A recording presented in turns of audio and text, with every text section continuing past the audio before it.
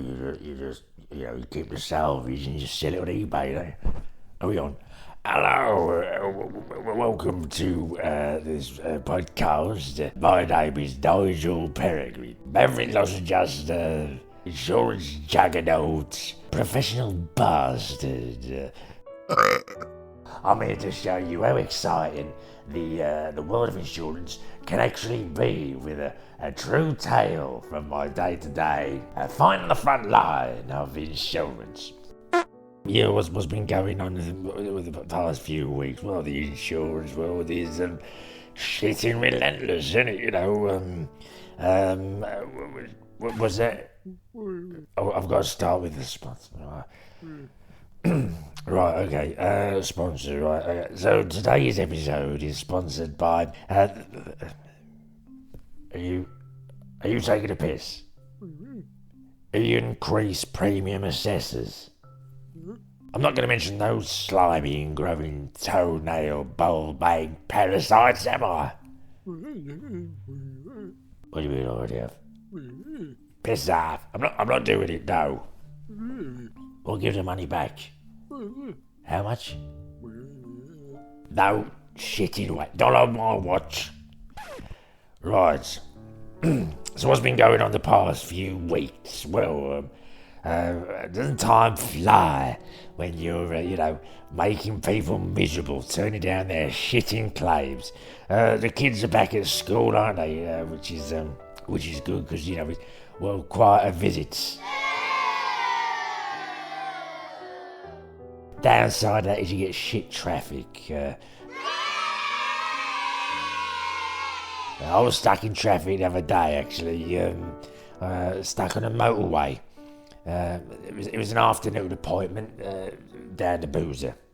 And there was this minibus next to me, young children, and they were waving and smiling and all that, trying to get me to play rock, scissors and paper with them. The innocence of youth. I flicked them the bird. I haven't got time to piss about. I've got a pint waiting for me, and one of the children started to cry. What a prat. We've had a bit of wind, ain't we? A few gusts of wind. How many knots does a gust have to be considered a stone? Bit of wind and loss adjusters up and down the country. We start to stretch, start to prepare ourselves mentally and physically for the onslaught of wind-related claims. It's funny because actual fact here that whenever there's bad weather, the average temperature in the UK actually increases. Did you know that? Yep. From all the loss assessors rubbing their grubby hands together, thinking of all the commission they can get. Bit of a tip for you there, actually, when it comes to storm-related claims, especially wind damage. I actually make extra savings wherever I can. A little bit of a tip for you.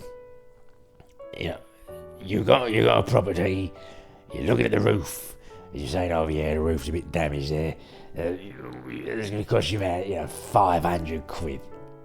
And then you got your excess, which is 100 quid. So that's 400 quid. But you've actually gained the trampoline, and I reckon that's worth about 100 quid. So I'm going to give you 300 quid. Make a deduction for anything they gain. Recently visited this one property, and they had this son in his early 20s. I don't know if he was out of work or just a bit of a loser, but he was watching some ultra-violent film. It was filmed from the perspective of the main... You were looking at it through his eyes. Very violent. Lots of fighting loads of people, guns and knives and all sorts. Anyway, it got my attention, and this young lad, he looks at me and says, do you like this? Have you seen it? This is called Hardcore Henry. I said, don't take the piss, mate. I'm a loss adjuster. He just shrugged his shoulders. He hadn't got a shitting clue. Blank look on his face. I said, basically, son, what you're watching there, yeah, for a loss adjuster, is a fairly quiet Tuesday afternoon. Jog on. He says, jog on. I live here. I said, fair point. You're not covered. And then I just walked out. I had a good response to the last podcast. had a couple of donations for the Healthy Heroes Just Giving page, for which I'm very grateful. Thank you very much to Adam Cresswell and Bruno. Both gave very kind, generous donations. Target's at £100, about £60 now, so I'm trying to get I just need another £40 to get me up to that target.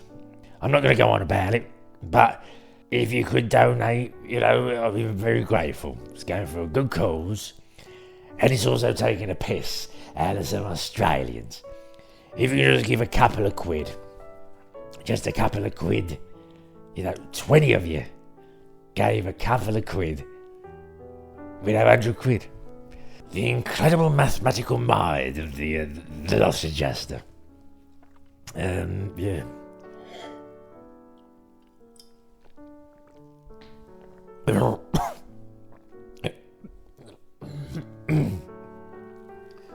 I don't know what this is I'm drinking. I found it under the sink. Right, so today's Peregrine tale is again a true harrowing story. It's not uncommon for loss adjusters to see some of the injustices in the world and have to go vigilante, sort of shit out.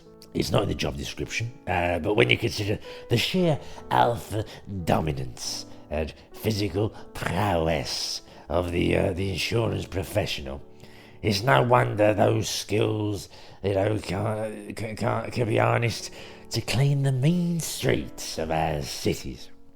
And this feature actually features some very serious acts of racism, which sadly seems to be more and more prevalent in today's society, especially leading up to and after the referendum. If you want to know how I voted, I ain't shitting telling you. But what I will say is that a truthful politician is as rare as a policyholder who understands his pissing policy wording. At the end of the day, both sides probably told bollocks, and we definitely know that the Leave campaign certainly did, don't we? But let's not dwell. Stock up your shelves. So this episode is called Peregrine's Justice.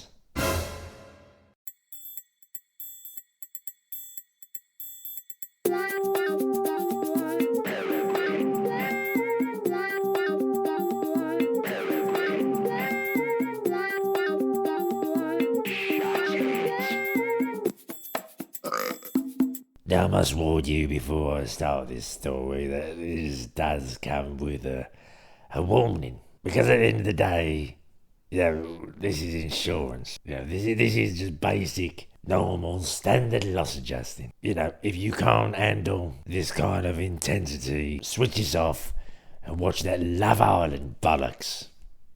Alright? I shall now begin. Racism and graffiti.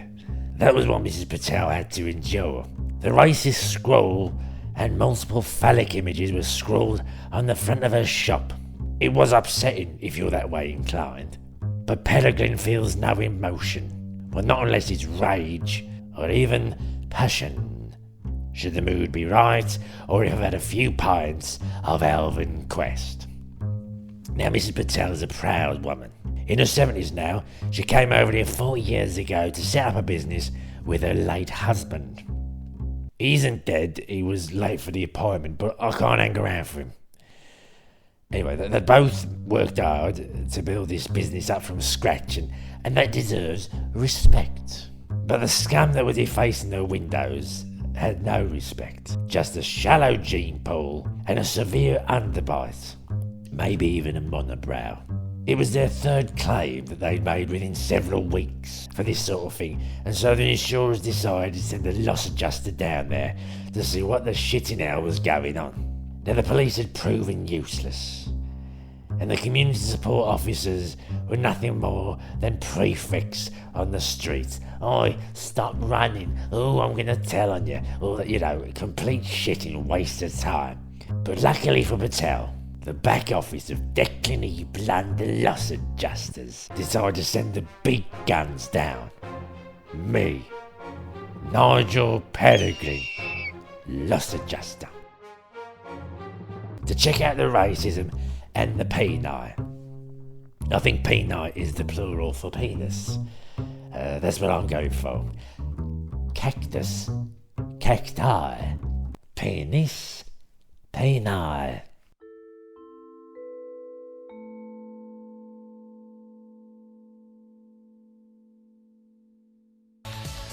Nigel, hero or villain? I think we can probably guess that he's a bit of a villain. Load of bollocks, eh? I'd adjusted the shit out of her claim, and we're going through the details in the front of her shop when suddenly I saw this proud and already upset lady suddenly shrink even more, retract behind her counter, recoiling, withdrawing, with a look of fear and dread in her eyes. I noticed this and initially thought that she had caught a whiff of my breath. I had, after all, had a particularly strong cheese and onion bap down at the Goose and the Gander real ale establishment at lunchtime. And I'm not talking about poncy little red onions, oh no. I'm talking about the Spanish onion, the double old Spanish bastard onion, which will probably be more expensive after Brexit. Let's not dwell. Before I could say anything, I heard some tins behind me hit the floor. I turned to see 3 scallies in the shop. They knocked over some stock onto the floor, started acting aggressively, rudely, and helping themselves to various items of confectionery, swigging cans of pop and eating crisps.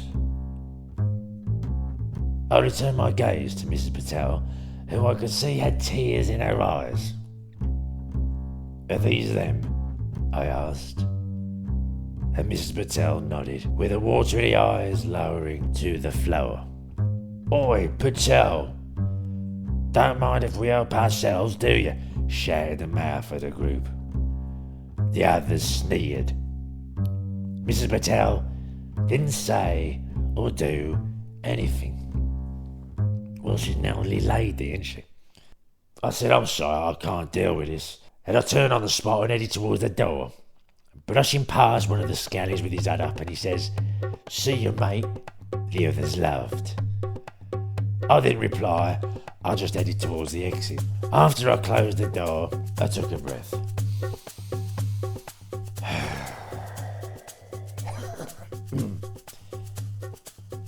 Then I turned the open sign round to tell the outside world that this shop was closed. I was, of course, on the inside. I wasn't going to leave Patel to deal with this. This scum had crossed paths with Peregrine, loss adjuster. Peregrine.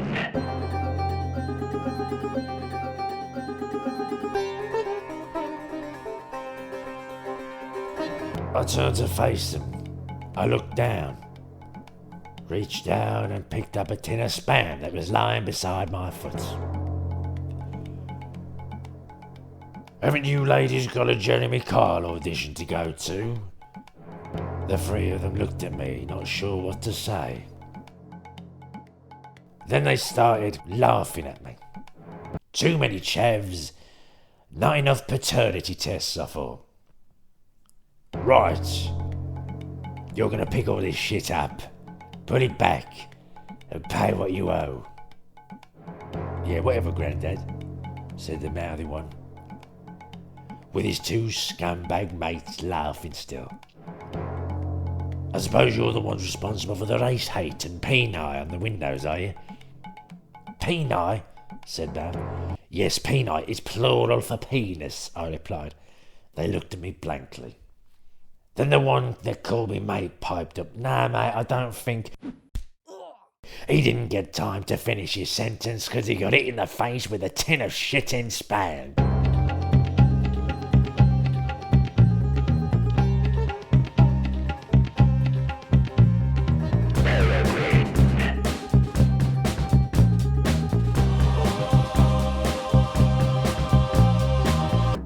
he was out like a liberated Tom Daly. I thought I'd say something to break the sudden tension as Mouth, his mate, and Mrs. Patel, peering over her counter, looked on. Well, he just got spammed. I don't even know what spamming is. I know it's something to do with the internet. I thought these youths would be able to relate, trying to speak in the lingo, but again, no response, really, apart from fear. Get him, Neg. You got a black belt, bruv, shouted Mouth, and with that, Neg started inching towards me with a wide-eyed glare, his fists raised, ready for combat.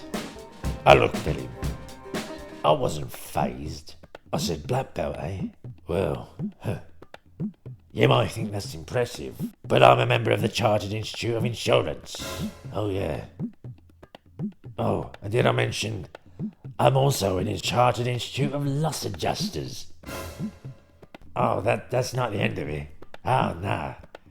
I've got an MVQ level 2 in customer shitting service, which, to be fair, I didn't do any work for that. I just kind of intimidated the tutor. It was something they thought was a good idea at work. They thought, we'll get them doing MVQ. It'll make us look like we were investors in people. Load of bollocks. I hadn't got time for it. They tried to get the tutor to talk to me. I said, you can piss off for the start. I'm dealing with a shitting subsiders claim with a crack bigger than Kim Kardashian's ass. He was intimidated. He said, I'll tell you what, I'll just say it, Pat. I said, good lad. Good lad. Now piss off. I'm going off topic here. So I've told him I'm the CIO. I told him I'm in the Chartered Institute of Loss Adjusters. I've also got an MVQ level 2 in customer service. And then I lifted my bare belly up slightly and showed him I've got a black belt and all. But of course, what I didn't mention was the brass companion I keep in my pocket for emergencies. That's a trick of the loss adjuster, so you don't give all the information across. Sometimes you don't want to tell the policyholder of all the deductibles you're going to be making when you later come to calculate their settlement, and you'd rather send it in writing. Technically, sending it in text is still sending it in writing. So I've got my brass companion, which is only for emergencies, and to be honest, I thought this was an emergency. So as he threw me something that resembled a kind of jumping, spinning, kick ninja bollocks, the force of his foot flying towards my face met an immovable object that was my fist, surrounded by the brass companion. And as he landed, grabbed his legs, squealing in pain like a shitting pair of knickers, I kicked him in the bollocks. Have it!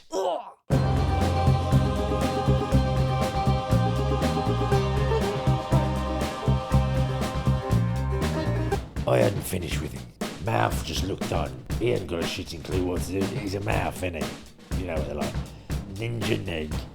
I said, do you know what proximate cause is? And of course he didn't. It's a principle of insurance. For those of you listening who don't have insurance backgrounds. I said, of course you don't. But let me show you resultant damage, you shit flap. And with that, I did the most logical thing. I threw him through the engraved peni. Peregrine.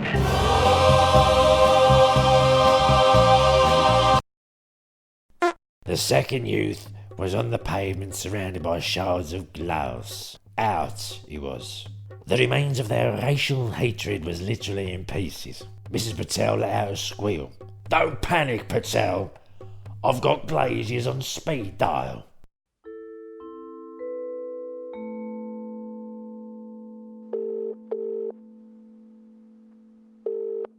Speak.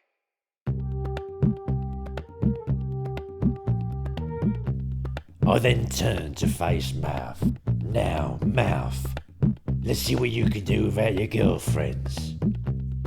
He looked at me panicked like a chavvy zebra in a hoodie about to be eaten by a double-eyed, loss-adjusting lion bastard. His panic increased when out the corner of his eye he saw the elderly lady approaching with a machete raised in the air. She wasn't exactly moving very fast, but it'd still be quite a daunting prospect. "Stand down, Patel. There'll be no manslaughter on my watch." With that, she slowly backed away, lowering the weapon. "But there will be some adjusting. Facial adjusting." The scum cowered and I grabbed his shitting ear. Started to drag him towards the door. "Patel, Glazers will be here to sort this out, don't you worry. I'll put it through the same claim, see? Insurers will pay anything I'll tell them. That's the kind of power us adjusters have." "Thank you," Mrs. Patel replied, tears once again filling her eyes, but this time with joy. "Well, as long as this claim don't get audited," I said under my breath. So I dragged Mouth out by the ear, out to the Capri that was waiting outside. I said, "Give me your phone." He reached into his hoodie and pulled out the iPhone. He handed it to my free hand, which still had my brass companion wrapped nicely around it. And I said, "Nice. Is it the latest one?" He nods best he can. He don't speak. "Oh, you must have it insured then." He tries to shake his head, but my grip on his ear will not allow it. "No, mate," he replied, his voice a quiver. "Oh, that's a shame, isn't it?" I said, and with that I threw it on the floor and stamped on it. I then opened my boot and said, "Get in." He was reticent and said, "I can't go in there, mate. I've got claustrophobia." I said, "And I'm not a proctologist, and yet here I am dealing with a colon. Now get in."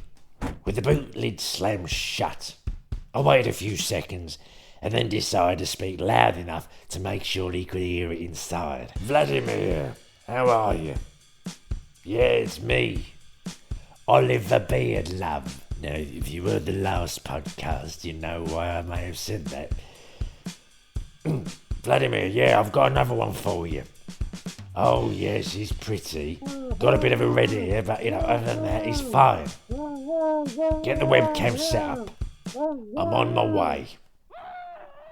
I gave Mrs. Patel a little wave and a wink, and as I fired up the 2.8 Cologne V6, the sounds of the screaming and the scrambling and by the scumbag in the back couldn't really be heard.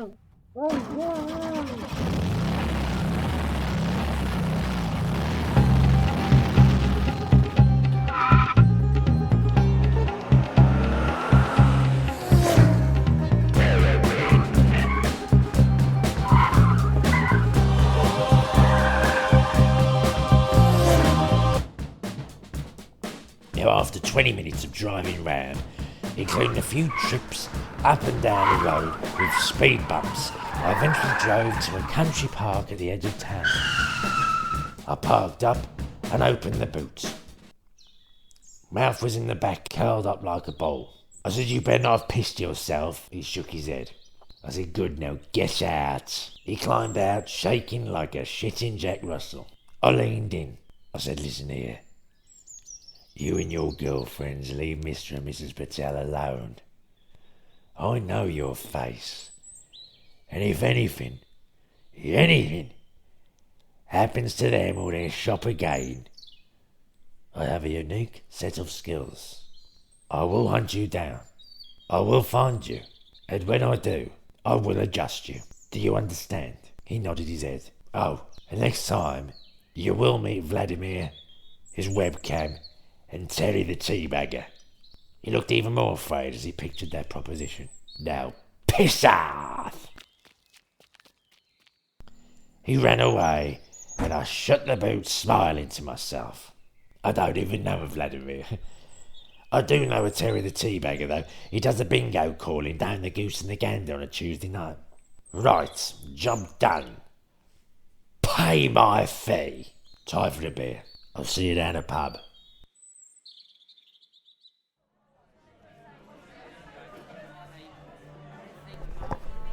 Hello, can you hear me?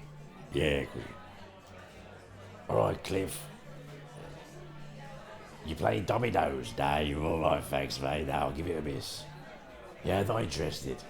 No, I ain't saying anything about you, mate. You know me, I don't say anything bad about anyone.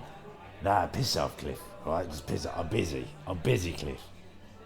Hello, and welcome back. Thank you for joining me down the pub. Back down the Goose and the Gander. A real ale establishment. Hope you enjoyed this story. It was harrowing, wasn't it? But again, just standard adjusting. Sort of thing any adjuster in my position would have done. So this is the part where I start to answer your questions. People send me questions on the Facebook. If you have any questions, by all means, don't be shy to send them to me on the Facebook, or you can send them to me on the LinkedIn. Right.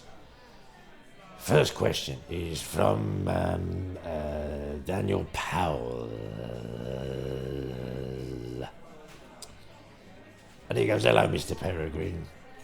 I am a relatively inexperienced adjuster at 45 years of age. Oh, you baby. But I'm just getting a few hairs sprouting on your chest. But I seem to have a lot of claims involving policyholders who are a little unreasonable, querulent, or batshit crazy. Do you have any tips on how to deal with these lunatics? Loving the podcast, keep up the good work. Thank you, pal. Good question. How do you deal with difficult policyholders? Well, we often have to give bad news, don't we? Difficult messages. It's difficult for people to take these messages sometimes, especially when we're saying things like, you're not covered, read your policy wording, you're being a moron, or you've got a face like a bay window. People don't seem to take that too well. How do we deal with it? Well, some people rely on something called soft skills, which is all about communication techniques. I myself and many of my colleagues in the loss adjusting world prefer the hard skills.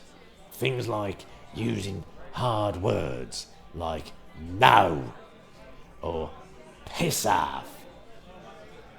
Or, don't be afraid to use a headlock.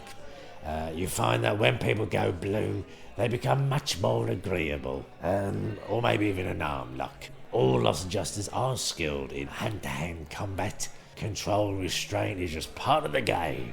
Thank you for your question there, pal.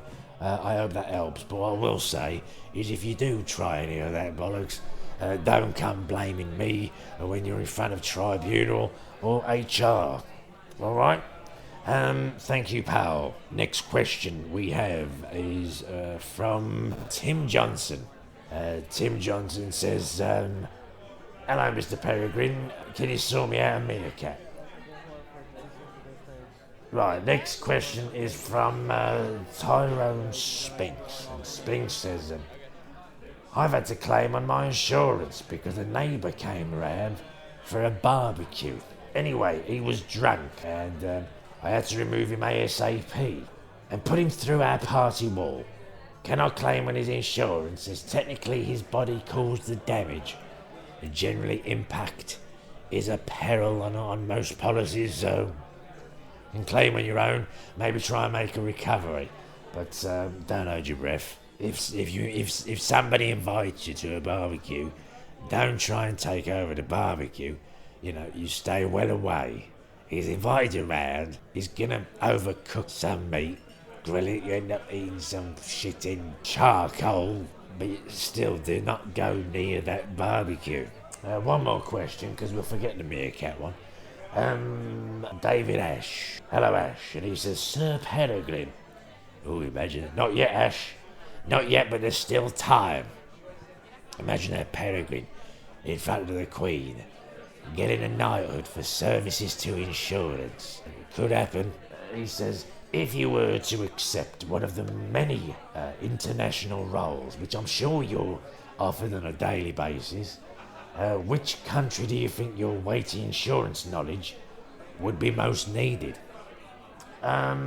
Let's be honest, my insurance knowledge would be needed in a lot of places right now. There's been a lot of bad weather shit going on all over the place. So anyway, I am an oracle in the insurance industry, some might say. But as you know, one thing I do not do is abroad. A couple of weeks ago, my boss says to me, Nigel, I need you to go to Ashby de la Zouche. I said, piss off, I don't do it abroad. He ended up sending one of my colleagues. I mean, I don't know how far away it is, but he got there and back in the day. It was quite impressive. But I ain't doing that. I don't do abroad. So thank you, Ash, for your question. And that ends this podcast. I hope you enjoyed it. If you did enjoy it, then please spread the word about your friends, your peers, your loved ones, your exes, friends and family. Follow me on the Facebook. Find me on LinkedIn. I'm on there as well. And of course, again, one more little plug for the justgiving.com/SHAT. Yes, that is a shat. Justgiving.com/shat. Raising money for Help for Heroes. I've just got 40 more quid to get. 40 more quid. You know, we can get 100 quid to Help for Heroes, which is a very good cause. And that's it. I'm going to avoid Cliff because he's giving me a dirty look now. And I'm probably going to go play some darts. I'll catch you next time. Thank you. You take that look off your face, Cliff.